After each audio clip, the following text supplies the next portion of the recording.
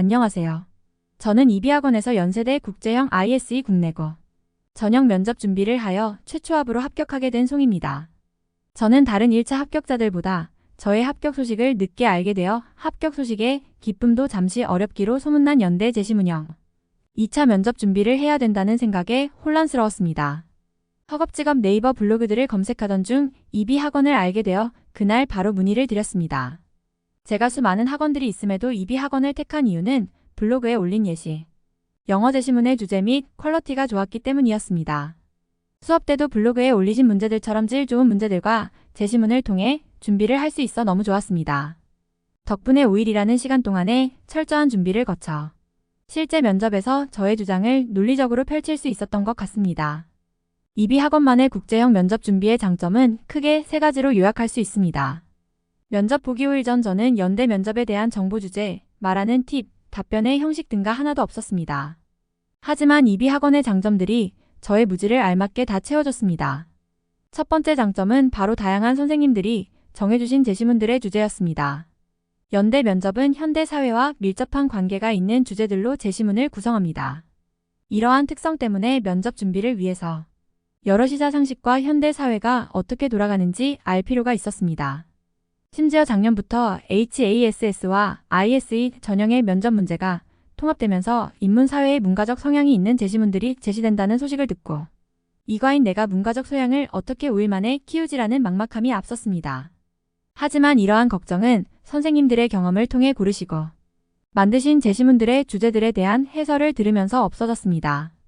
더 놀라운 건 면접 전날 선동에 대한 주제로 수업을 했었는데 저는 이 주제를 이용하여 면접 질문을 풀어나갔습니다. 더 나아가 수업을 통해 미처 커버하지 못한 주제들은 따로 유인물을 만들어주셨습니다.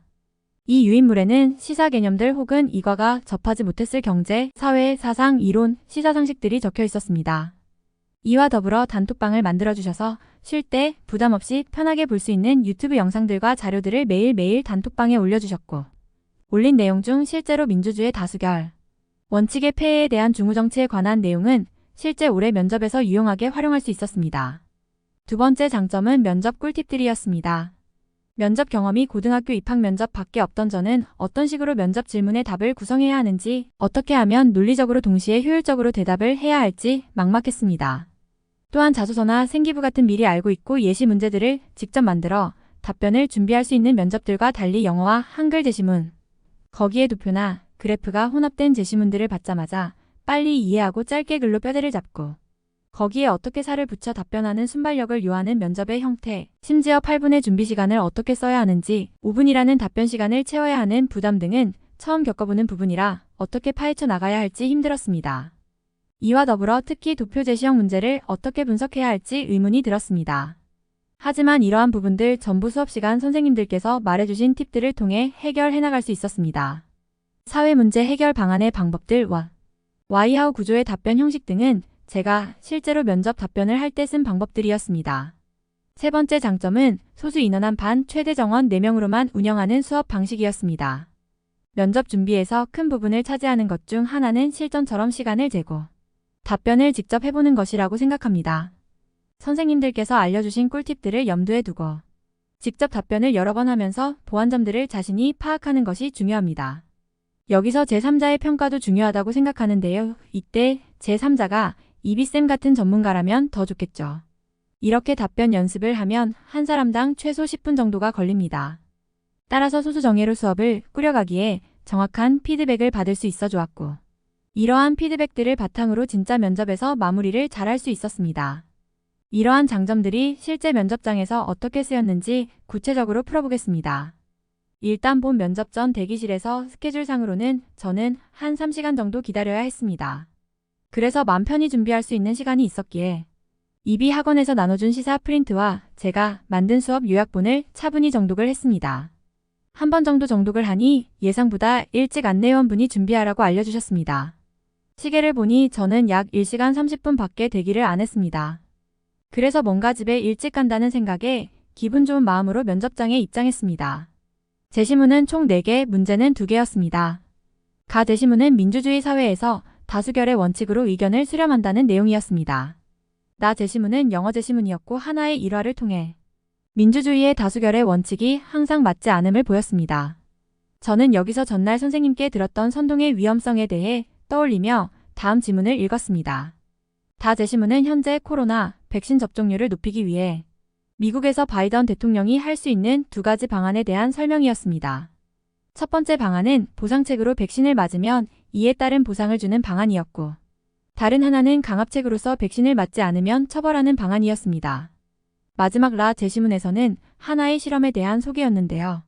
주변의 의견이 개인의 선택에 어떠한 영향을 미치는지에 대한 실험 과정과 결과가 제시되었습니다. 1번 문제는 제시문 가나다에 나타난 사회 구성원들이 특정 사안에 대해 결정하는 방법들을 요약해서 말해보라는 것이었고, 2번 문제는 라제시문을 바탕으로가 나의 다수결의 원칙의 타당성을 평가하라는 질문이었던 것으로 기억합니다. 1번 문제는 What, Why, How 구조를 이용하여 대답을 해보았습니다. What 단계에서는 질문에서 요구하는 것처럼 각 제시문들을 요약하여가 제시문은 다수결의 원칙, 나 제시문은 다수결의 원칙에 대한 폐해, 그리고 나 제시문에서의 보상책과 강압책을 당근과 채찍에 비유하며 서술하였습니다. 이 문제에서 Y 단계가 필요하지 않아 바로 How 단계로 돌입하여 위 제시문들과 연결질 수 있을 예시가 뭐가 있을지 생각해 보았습니다. 이를 바탕으로 나 제시문에서 선동이라는 키워드를 떠올리며 나치즘의 선동을 예시를 들며 답변을 풍부하게 구성했습니다. 이번 문제 또한 1번과 비슷한 맥락으로 선동의 위험성에 대해 말하며 시작했습니다. 이후 집단지성과 다수결의 원칙이 다수의 의견이 단체의 의견을 대표한다는 공통점이 있음을 설명했고, 집단지성이 성립하기 위해서는 집단이 개인의 의식, 수준이 비슷한 개개인들로 이루어져 있어야 한다고 마무리 발언을 했습니다. 타이머를 보니 4분 30초가 지나 있었고 충분히 답을 했다고 생각하여 면접을 마무리했습니다. 5일이라는 시간 동안 정말 믿을 걸 배우고 느낄 수 있는 기회였습니다. 이 글을 읽고 있는 여러분도 이비학원에서 저의 이러한 경험을 느껴보셨으면 합니다.